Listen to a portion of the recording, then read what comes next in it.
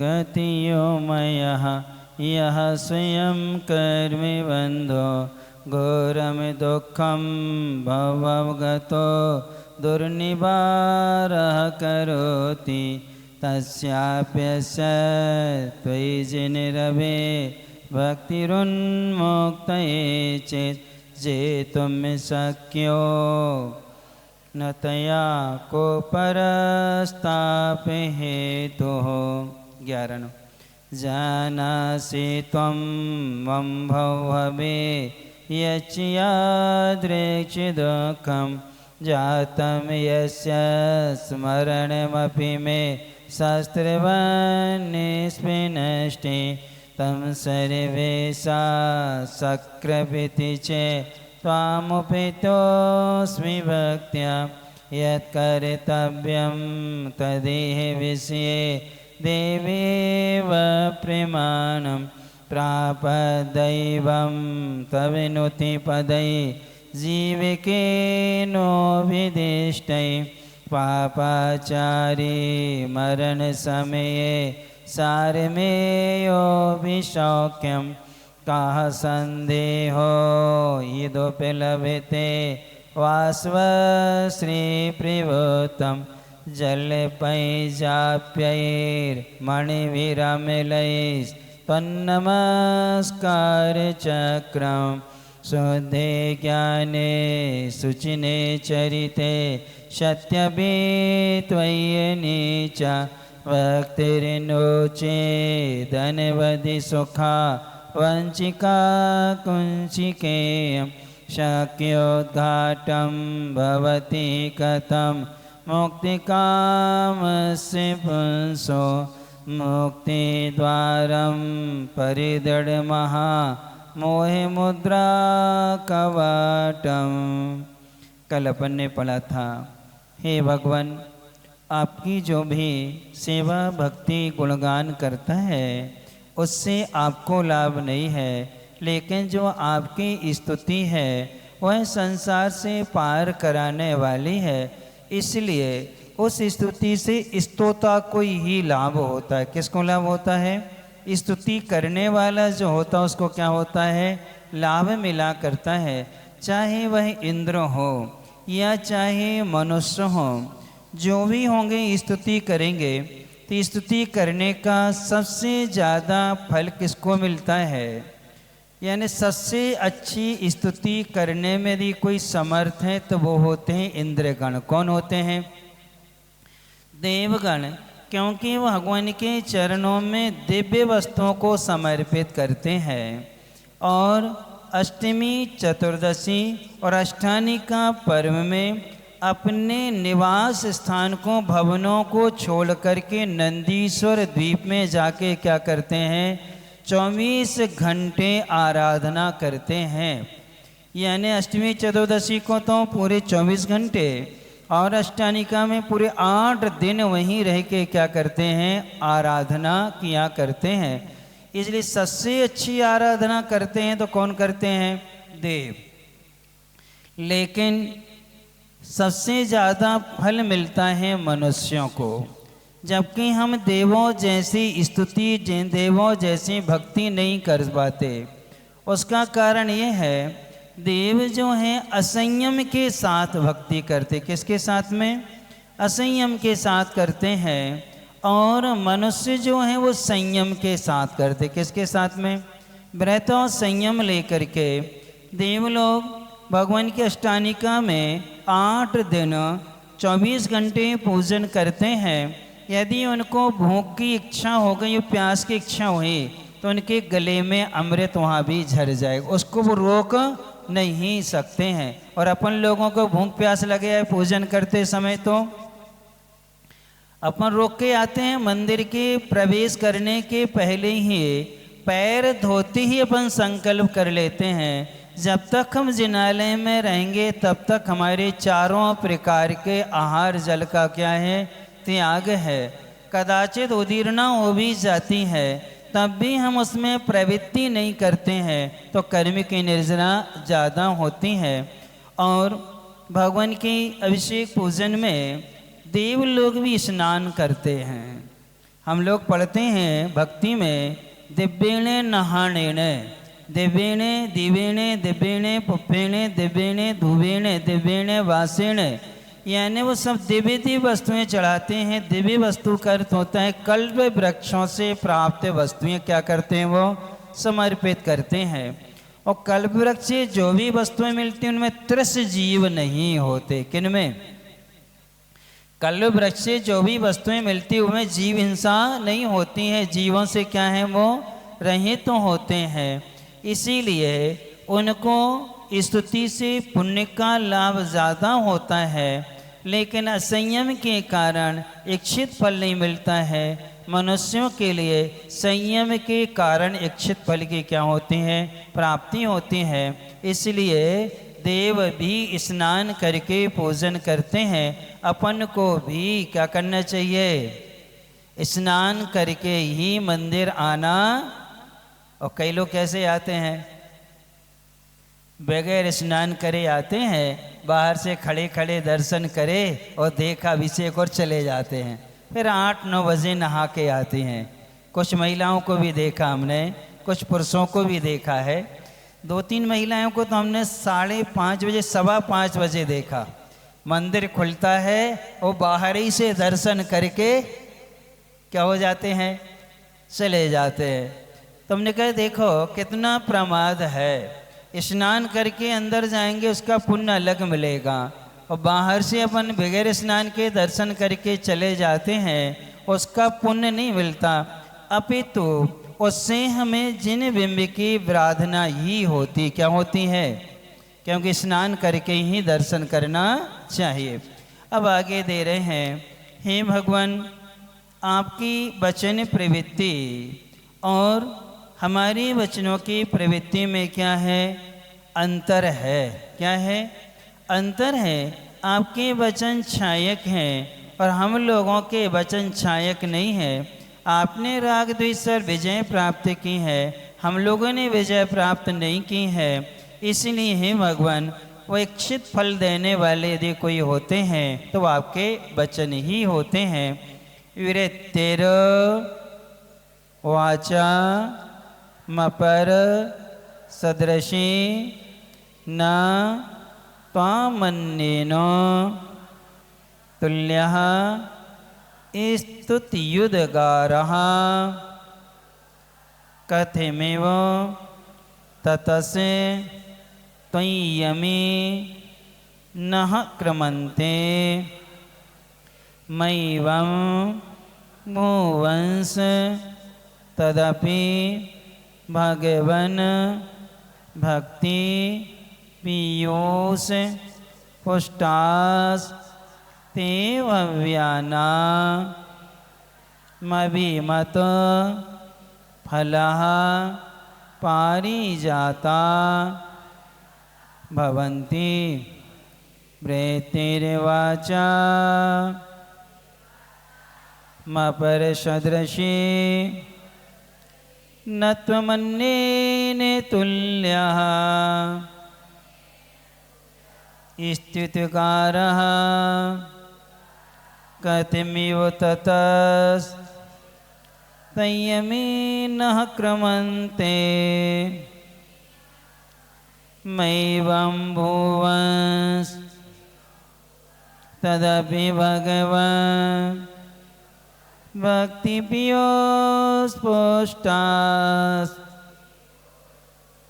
ते भव्याना मभिमते फलः पारिजाता भवन्ति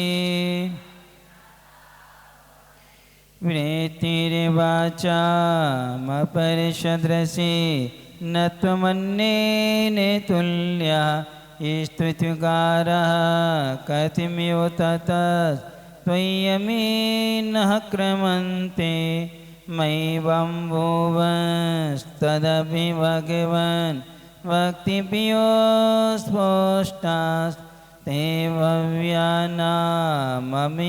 फलः पारिजाता भवन्ति।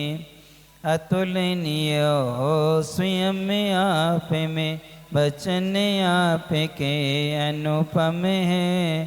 शब्दों में गुण गाने आपका हम करने में अक्षम है। भक्ति पूर्ण अमृत से भीगे स्तुति करता के उद्गार। भव्य जीव को सावित होते कल्प वृक्ष इच्छित फलदार।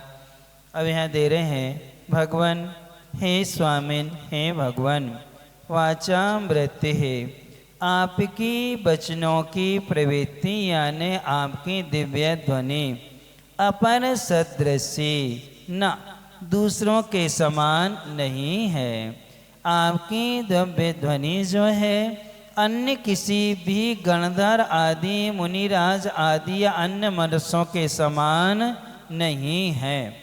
ना तुम अन्य तुल्यः और आप जो है अन्य किसी के समान भी नहीं है। हम आपकी तुलना किसी दूसरे से कर ही नहीं सकते हैं। किनकी? अनंत भगवान की तुलना जो है हम किसी भी देव आदि से किसी भी वस्तु से कर नहीं सकते हैं। और ततः इसलिए नह यानी हमारे अमी यानी ये स्तुति उद्गार स्तुति रूपी उद्गार। उद्गार का मतलब होता है सम्यक वचन। उद्गार यानी क्या होता है? सम्यक वचन।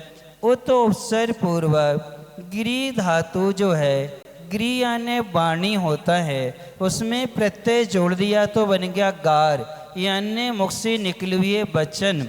तो उत उसमें क्या लगा है? उपसर्ग लगा है यानी निर्दोष वचन। हे भगवान आपके जो विषय में हमारे स्तुति रूपी जो निर्दोष वचन है तो ये आपके विषय में या आप तक कथम एव किसी भी तरह क्रमंते पहुँच सकते हैं। किस तरह पहुँच सकते हैं? अर्थात नहीं पहुँच सकते। अर्थात नहीं पहुँच सकते। क्यों नहीं पहुँच सकते?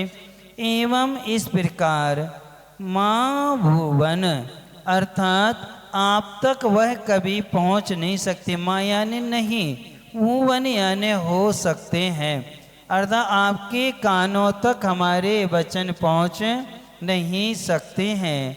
तदपि फिर भी भक्ति पीयूष पुष्टा भक्ति रूपी पीयूष यानी अमृत से पुष्टा यानी भरे हुए दिव्य स्तुति उद्गार स्तुति रूपी जो उद्गार हैं भव्य नाम भव्य जीवों को अभिमत फला इच्छित फल देने वाले पारिजाता भवन्ति। पारिजात यानी कल्प वृक्ष के समान होते हैं। हे भगवान आपके वचनों की प्रवृत्ति दूसरों किसी के समान नहीं है। आप भी किसी भी 63 सलाका पुरुषों में आप अन्य किसी के समान नहीं है। और हम जो स्तुति कर रहे हैं आपके विषय में हम जो भी कह रहे हैं उसको कहने में हम समर्थ नहीं हैं और हमारी स्तुति रूपी वचन आप तक पहुंच भी नहीं सकते हैं क्योंकि आपको छाया ज्ञान दर्शन हो गया है। आपकी जो इंद्रियां हैं उनका क्या हो गया है? क्षयोसम नाश हो गया। क्या हो गया है? भगवान का ज्ञान जो है वो छाया ज्ञान है और अपना ज्ञान कैसे क्षयोसमिक है। अपन को इंद्रियों से ज्ञान होता है और भगवान का जो ज्ञान है वो आत्मा से है। उनका ज्ञान अतीन्द्रिय है, इंद्रिय जन्य नहीं है। तो अपन जो जोर जोर से बोलते हैं तो भगवान सुनते हैं क्या? ना भगवान सुनते हैं। आँखों से देखते भी नहीं है। केवल ज्ञान के बाद में आँखें दिखेंगी लेकिन देखते नहीं है। उनके केवल दर्शन में सारे पदार्थ झलक रहे हैं और केवल ज्ञान से सबको क्या कर रहे हैं? वो जान रहे हैं। केवल ज्ञान के बाद उनके शरीर को कोई छू नहीं सकता। कोई भी व्यक्ति क्या नहीं कर सकता? छू नहीं सकता है। क्यों? परम औदारिक शरीर है। कौन सा शरीर है? गणधर भी चाहें छूना तो वो भी छू नहीं सकते हैं। किनके शरीर को?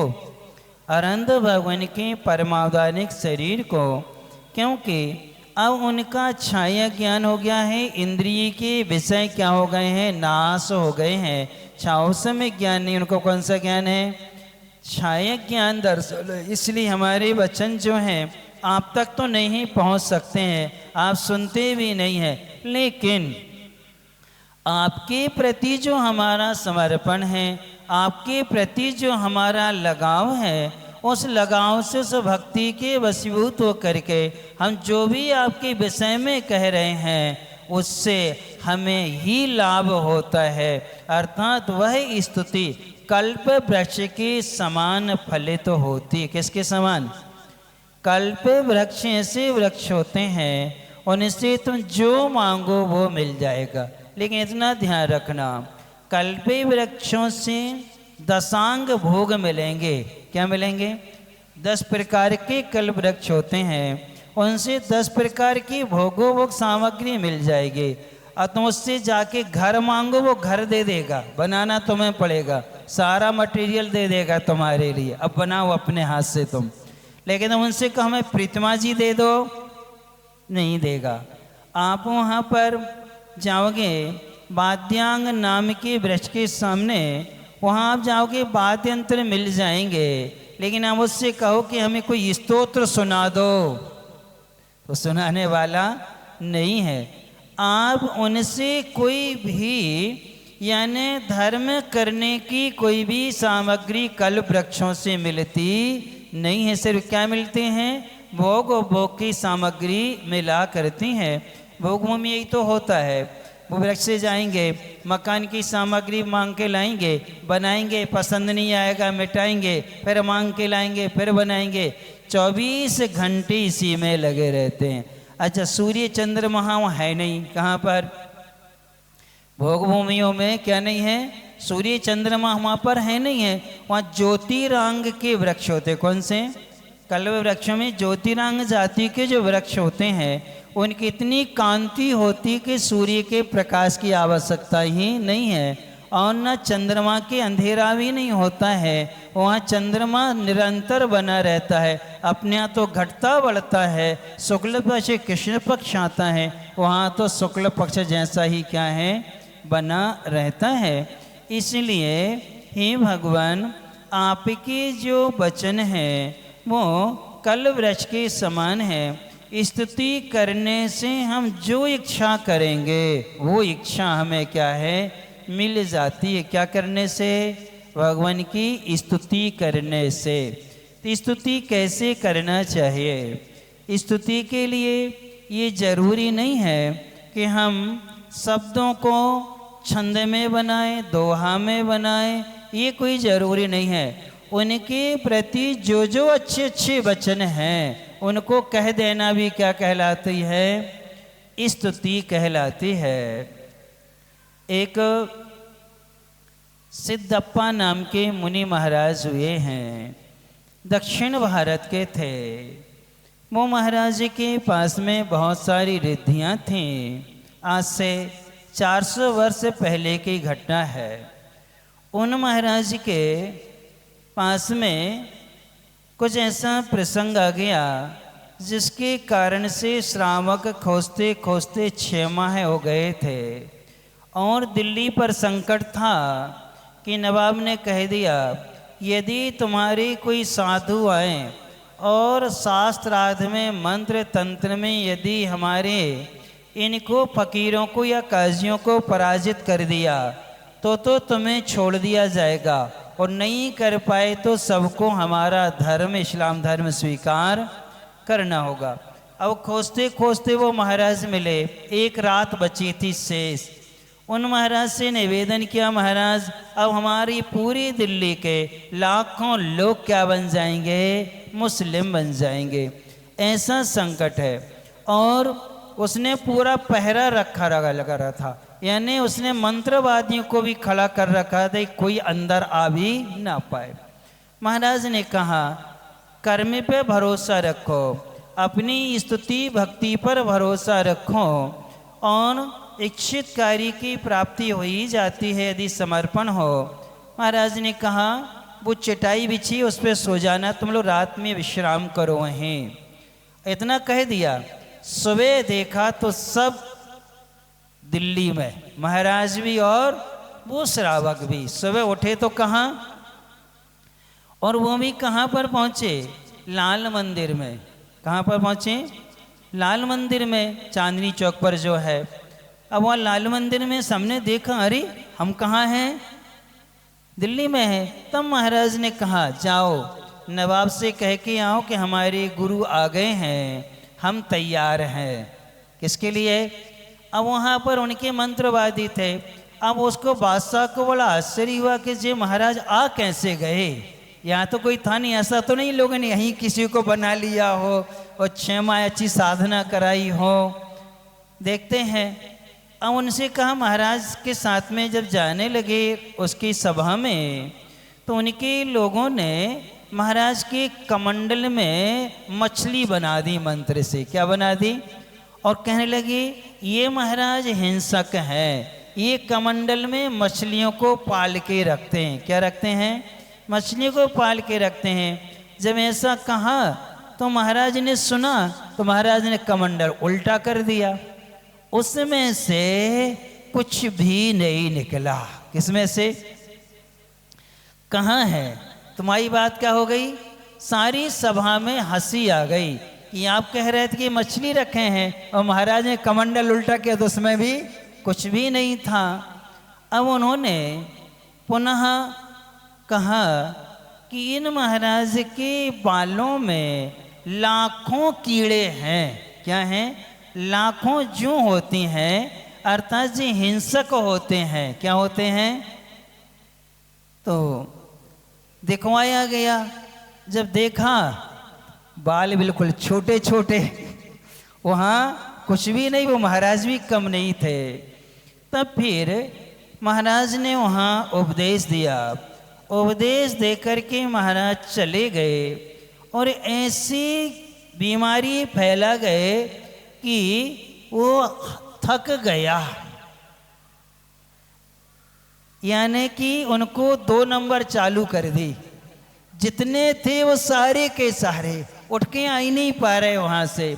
अब उनके हकीम आए, उन्होंने बहुत प्रयास किया और हकीम ने तो एक गिलास में जल लिया, उसमें दवाई डाली, वो जल का जो पानी था वो पानी बर्फ बन गया। अब वो दवाई राजा को खिलाई जा रही है, मंत्रियों को खिलाई जा रही है, जितने थे 150-200 लोग थे सबको खिलाई जा रही है। पेट का मटेरियल नहीं जम रहा, वो तो बिल्कुल, और पेट में दर्द भी भयंकर, कोई उपचार नहीं उसका।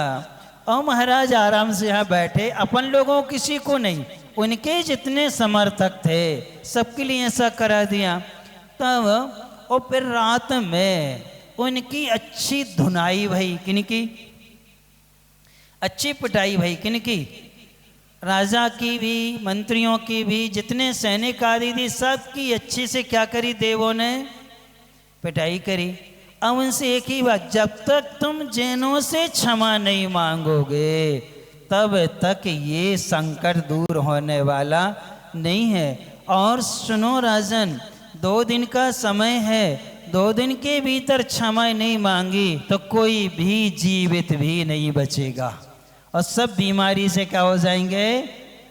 अब राजा जी घबरा गए और उनने क्षमा मांगे। सबको बुला करके उसने साष्टांग लेट करके क्या करे, क्षमा मांगे। और उसने कहा, दुनिया का यदि कोई श्रेष्ठ धर्म है तो जैन धर्म है, और इनकी स्तुति में जो ताकत है वो हमारी नमाज में, हमारी आयतों में, अर्थात हमारी जो भी कुरान की वो क्या है आयत आदि जो होती हैं, किसी में कोई शक्ति नहीं है। हमारे मौलवी हार गए, हमारे हाजी हार गए, हमारे सारे मंत्र तंत्र वाले हार गए, लेकिन नमोकार मंत्र को कोई पराजित नहीं कर पाया।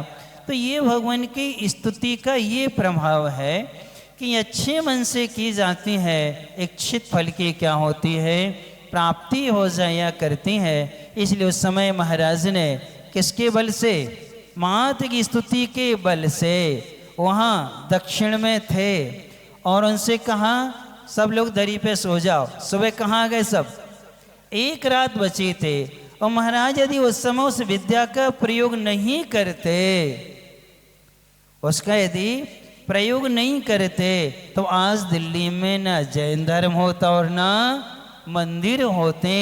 कितना बड़ा उन्होंने क्या किया है। आप लोगों के पास हम देखेंगे, पुस्तक हमारे पास होगी तो हम आपको दे देंगे पढ़ना। ऐसी उसमें सैकड़ों घटनाएं दी हैं।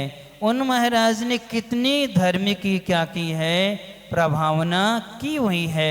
उसके बाद उन्होंने समाधि पूर्वक क्या किया है, मरण भी किया हुआ है। इसलिए विदेशों में, नेपाल में और चीन में और तिब्बत में एक थेरेपी होती है। वो मात्र नमोकार मन से इलाज करते। किससे? एक कांसे का कटोरा लेते हैं, उसको ऐसा पकड़ते हैं, एक लकड़ी लेते हैं चंदन की, उसको एक कटोरे किनार पर ऐसी टच कर देते हैं तो झन की आवाज़ आती है। फिर उसको ऐसा ऐसा घुमाते हैं नमोकार मंत्र पढ़ते हुए, और जैसे जैसे घुमाएंगे नमोकार में उसे ओंकार की ध्वनि निकलेगी। फिर उस मरीज के चारों तरफ क्या करेंगे, उसको ऐसे घूमेंगे, वो उसके सारे रोग क्या हो जाते हैं, दूर होते हैं। यानी वो नमोकार मंत्र से क्या करते हैं, उपचार करते हैं। इसलिए 84 लाख मंत्रों का क्या है, राजा है। इसलिए हे भगवान, आपकी जो स्तुति करते हैं उससे आपको कोई लाभ नहीं है। और आप जो हैं, आपके वचन दिव्य ध्वनि जो है अन्य महापुरुषों के समान इसलिए नहीं है कि जितने भी लोग हैं वो छावसमिक ज्ञान वाले हैं, और आप कैसे हैं, छायक ज्ञान वाले हैं। आपके समान अन्न हरिहर आदि क्यों नहीं है, ब्रह्मा विष्णु आदि सब आपके समान क्यों नहीं है। आपके पास में 4 अनंत चतुष्टय हैं, आपके पास में 4 घातियाँ कर्म नहीं हैं। इसलिए आपके समान अन्न कोई हो नहीं सकता है। बाकी सब मोहिनी कर्म से क्या है, संहित है। इसलिए हे भगवान, आपकी तुलना हम किसी से कर भी नहीं सकते हैं। इसलिए हम जो शब्द आपके विषय में बोलते हैं वो विषय आप तक भले न पहुँचे, लेकिन उन वचनों से हमें ही लाभ होता है। क्योंकि भक्ति हम कर रहे हैं तो हमारी आत्मा के प्रदेश जो होते हैं भगवान के गुणों से तन्मय हो जाते हैं।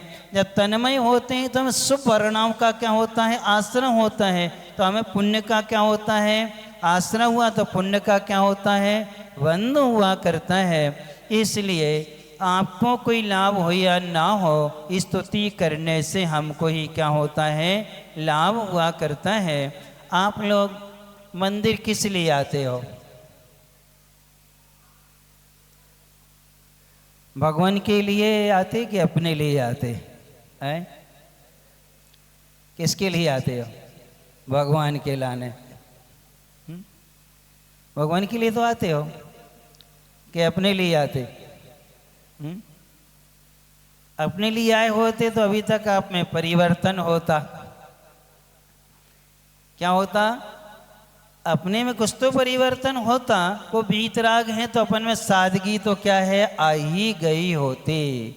क्योंकि जब हम दर्पण में चेहरा देखते हैं तो चेहरा दर्पण हमारी विकृतियां बता देता है। दूर तो किसको करना पड़ती हैं, स्वयं को दूर करना पड़ती हैं। हम भगवान रूपी दर्पण में हम अपना जीवन देखते हैं, हमें पश्चाताप भी होता है। आप 18 दोषों से रहते हैं, हम दोषों से क्या हैं, संहित हैं। लेकिन इतनी गहरी फीलिंग कब होती है, हम आप जैसे कब बनेंगे। तो आप जैसे कब बनेंगे, उसके लिए जैसा पुरुषार्थ आपने किया है वैसा पुरुषार्थ अपन को भी क्या है, करना होगा। तभी तो हम उस पुरुषार्थ से आप जैसे क्या हैं, बनेंगे। लेकिन अपन तो देख आए बस। क्या उनके लाने? वो हमने कहानी सुनाई थी ना, एक कहानी याद है? वे बैठे डॉक्टर बच्चे को ले जाता था। वो क्या कहा था, डॉक्टर को दिखा ला, तो वो क्या कर देता था, वो बैठे, उस डॉक्टर वहां बैठे हैं, बस इतना दिखा के ले आता था। तो क्या हो गया था? क्यों? डॉक्टर को दिखाना सो देखें ऐसे अपन भी जाते हैं, वे बैठे संभवनाथ जी, वे बैठे मुनि सुब्रतनाथ भगवान, सो यहीं से देखे और देख के, लेकिन उनसे संपर्क नहीं करते। अपन क्या नहीं करते? संपर्क का मतलब है हमें उनके गुणों से जुड़ कर के अपने दुर्गुणों को क्या करना है? त्याग करना है। अपने दोषों को छोड़ने का क्या करना चाहिए? प्रयास करना चाहिए। इसलिए आचार्य भगवान ने कहा है कि पुण्य दो तरह के होते हैं, एक विशिष्ट पुण्य होता है, एक विमल पुण्य होता है। विशिष्ट पुण्य क्या है? विशिष्ट पुण्य है उच्च कुल का मिलना, फिर अच्छा शरीर मिलना, फिर भोगो भोग की सामग्री मिलना, जिन्हें बिंब आदि सब मिल जाना, ये कहलाता है विशिष्ट पुण्य। कौन सा पुण्य? ये विशिष्ट पुण्य है। और विमल पुण्य क्या है? विमल पुण्य का मतलब होता है आचरण अष्टम मूल गुण 12 व्रतों का पालन करना। किसका? अष्टम मूल गुण 12 व्रतों का पालन करना। सो कौन सा पुण्य है? विमल पुण्य। विशिष्ट पुण्य वाले की दुर्गति होना संभव है, विमल पुण्य वाले की दुर्गति होती ही नहीं है। सदगति होगी या मोक्ष होगा। क्या होगा? या तो सदगति होगी या क्या होगा? सीधा मोक्ष होगा। इसीलिए हमें विशिष्ट पुण्य को विमल पुण्य में बदलना है।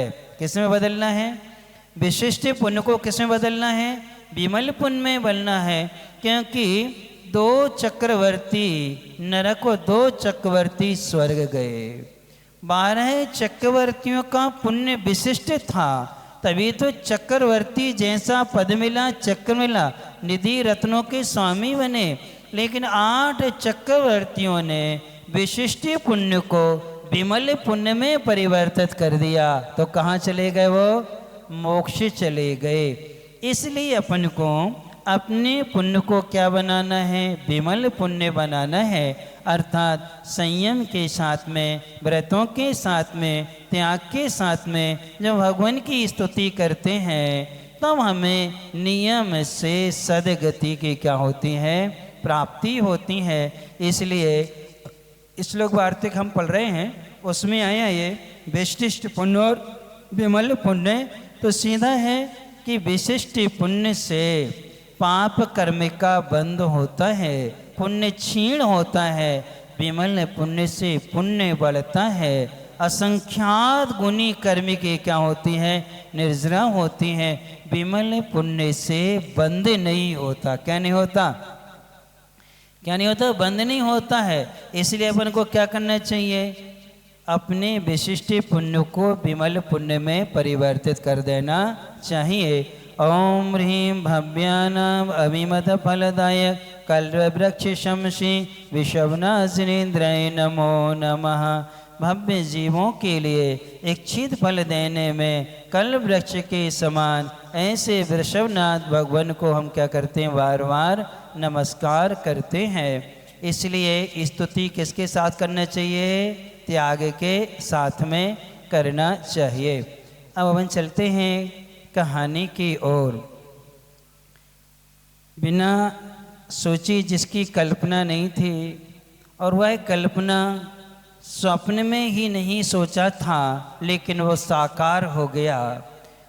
सुरसुंदरी ने लक्ष्य की प्राप्ति कर ली और अमर के लिए भी वह संयोग मिला। तब उसने कहा, सुरसुंदरी ने, मैं अमर अभी तो जाती हूँ और मैं पुनः विमलयस बनूंगा। कल हम आपकी इस रूप में नहीं मिलेंगे और हम राजा जी से इस विषय में चर्चा करेंगे। किससे? राजा जी से चर्चा करेंगे। तब तक हमारे धर्म के जो भाई थे रत्न जटी विद्याधर, उसको समाचार भेज दिया था। वह प्रातः काल रत्न जटी विद्याधर आ जाता है और अतिथि भवन में जहाँ विमलेश ठहरा तो वहीं वो ठहरता है। विमलया स्वयं जाता है उनको लेने के लिए। कौन? विमलया स्वयं जाता है और जाते ही साथ में रूप परावर्तनी विद्या से पुनः सुंदरी बनता है। और सुंदरी बनकर के अपने भाई से मिलते हैं और विमल यश को वो पूरी विमल यश जो है सुर सुंदरी पूरी बात रत्न जटी विद्याधर को बता देता है कि भैया आपने दिया था जादुई पंखा, उससे हम राजा जी तक पहुंच गए और आपने दी हुई जो विद्याएं थी भाभी, उन विद्याओं के बल से हमने राज्य ले लिया। यहाँ के क्या बन गए? राजा बन गए। और राजा बन करके हमारा विवाह भी हो गया गुण मंजरी से। और अब आपको हमारे पति हमें मिल गए हैं, अब आप चलें और चल कर के सारी बात बताएंगे वहाँ पर, ताकि संदेह ना हो। अब अमर के पास में ये पहुँचे और वह पुनः सुंदरी के रूप में गए।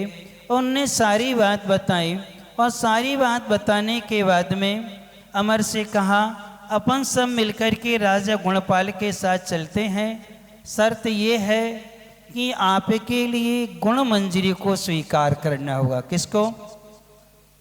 अमर के लिए, क्योंकि विवाह हमने किया था विमल यश के रूप में, लेकिन मुझे विश्वास है कि गुण मंजरी आपको क्या करेगी? स्वीकार कर लेगी। क्योंकि सारा रहस्य जब हम सामने रखेंगे कि सील की रक्षा के लिए हमने ये किया हुआ है, ये सब बातें बताएंगे और ये रत्न जटी विद्याधर इसका प्रमाणिक रहेंगे। तब विमल यश ने कहा, अमर ने कहा ठीक है, लेकिन एक शर्त हम भी रख रहे हैं कि कल तुम्हें सभा में हमें निर्दोष साबित करना होगा। किसको? किसको? अमर को क्या करना होगा? निर्दोष साबित करना कि हम चोर नहीं हैं। तो उसने कहा ठीक है। और ये दोनों आपस में चर्चा करके रत्न जटी विद्याधर से मिल कर के और विमल यश जो है अपना पुनः उसी रूप में पहुंचता है राजा गुणपाल जी के पास में। और रत्न जटी विद्याधर अमर को लेकर के और सारी बात राजा को क्या करता है और महारानी को बताते हैं। और राजा रानी को दोनों बात सब बताते हैं। गुण मंजरी भी वहीं है, तीनों को सारी बात बताते पूरी घटना सुना देता है। और रूप परावर्तनी विद्या से पुनः क्या बन जाता? वो सुंदरी बन जाता है। महाराज अब ये राज्य संभालने में समर्थ यदि कोई है तो अमर कुमार है। कौन है ये तुम्हारा राज्य भी संभालेंगे और आज से गुण मंजरी को भी क्या करेंगे? यही संभालेंगे। और जैसे ये मालूम चला तो राजा गुणपाल को बड़ा आश्चर्य हुआ।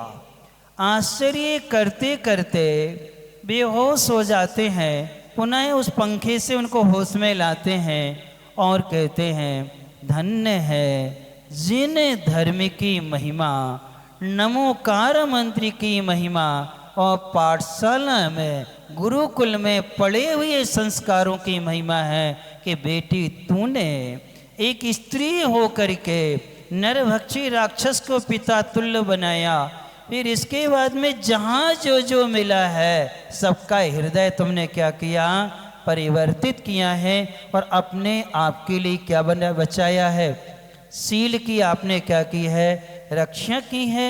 सील की रक्षा के लिए तुमने पुरुष वेश को धारण किया और हमारे नगर का संकट दूर करके चोर को तुमने क्या है? पकड़ा है और चोर का हृदय तुमने परिवर्तित कर दिया।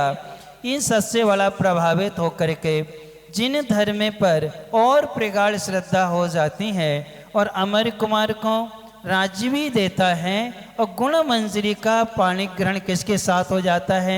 अमर के साथ हो जाता है। रत्न जटी विद्याधर और ये सब होते हैं। तो सुंदरी कहती है यक्ष देव से जो पिता तुल्य यक्ष बन गए थे उनको भी बुलवा लेते हैं। किनको?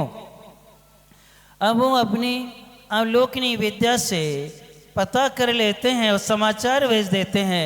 यक्ष को एक मुहूर्त भी नहीं लगता है और वह भी कहाँ उपस्थित है? वहाँ पर उपस्थित होता है और उपस्थित होकर के अमर के लिए डांटता है। किसको डांटता है वो यक्ष?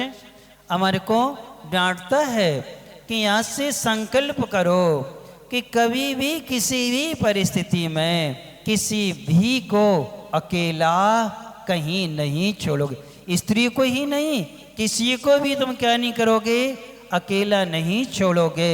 ये तो इसके नमोकार मंत्री की महिमा है कि हमारा जीवन क्या हुआ है, उससे परिवर्तित हुआ है। ऐसा सब मिलते हैं, मिल करके नगर के सामने जब ये समाचार पहुंचता है, वो मृत्युंजय जो विद्याधर था, चोर था, वह भी आश्चर्य में पड़ जाता है। और जिन धर्म की महिमा और नमोकार मंत्र पाठशाला के संस्कारों से प्रभावित होते हुए सब कहते हैं, ये बताओ ऐसे मुनि महाराज कहाँ मिलेंगे, ऐसी आर्यिकाएँ कहाँ मिलेंगे जिनसे हम लोग भी अध्ययन कर सकें, उनसे हम भी ये सीख सकें, हमारे नगर के बच्चे उनसे क्या करें, शिक्षा लें। तब रत्न जटी विद्याधर कहता है, महाराज आपके नगर में मुनि महाराज कई वर्षों से नहीं आए हैं। वो कहता है, राजन मैंने अपने जीवन में महाराज देखे ही नहीं है। यहाँ तो क्या है, मंदिर तो है, जिनालय है, हम अभिषेक पूजन करते हैं, लेकिन विमले से अभिषेक नहीं करता था। अब मुझे मालूम चला क्यों नहीं करते थे, तब उन्होंने इतनी कहा, अब पुरानी बातों को क्या है भूल जाए, अब उनको ही स्मृति में लाने से कोई फायदा नहीं है। और ये सब लोग क्षमा याचना कर लेते हैं। जिन धर्म की बहुत बड़ी प्रभावना होती है, और प्रभावना के साथ में 13 जहाज लेके जब आए थे, तब विमल यसने ने सुंदरी ने घोषणा कर दी। वहाँ गुणपाल राजन ने कहा कि ये सार्थबाई जो है निर्दोष है, परीक्षा के लिए ऐसा कार्य किया गया था, इसलिए इनको भी क्या किया जाता है, क्षमा किया जाता है। कुछ दिन वो लोग राज्य में रहते हैं, रहते हुए 12 वर्ष व्यतीत हो जाते हैं। कितने, 4 वर्ष तो सुंदरी ने निकाल दिए थे, किसमें, संकटों से जूझते जूझते विमल यश के रूप में। और ऐसे करते करते 8 वर्ष और वहीं रुकते, कहाँ पर, राजा गुणपाल के यहाँ बेना तट पर वहाँ रुकते हैं। इनके रुकने से उस नगर में मुनि महाराजों का आगमन होता है। और जब महाराज का आगमन होता है, सब लोग अनभिज्ञ थे आहारचर्या से, लेकिन सुंदरी और अमर बहुत कुशल थे। रत्न जटी विद्याधर वो कुशल था। इन सब ने महाराजों की आहारचर्या कराई और सारे लोगों को आहारचर्या का क्या करा दिया, ज्ञान करा दिया। तब से महाराज लोगों का आना जाना हुआ। एक लक्ष्मी भूषण नाम के मुनि महाराज अपने 7 मुनिराजों के साथ में वहीं वेनाडट में चतुर्मास करते हैं। क्या करते हैं, चतुर्मास करते हैं। शेष कहानी डैश डैश डैश, आगे क्या होगा।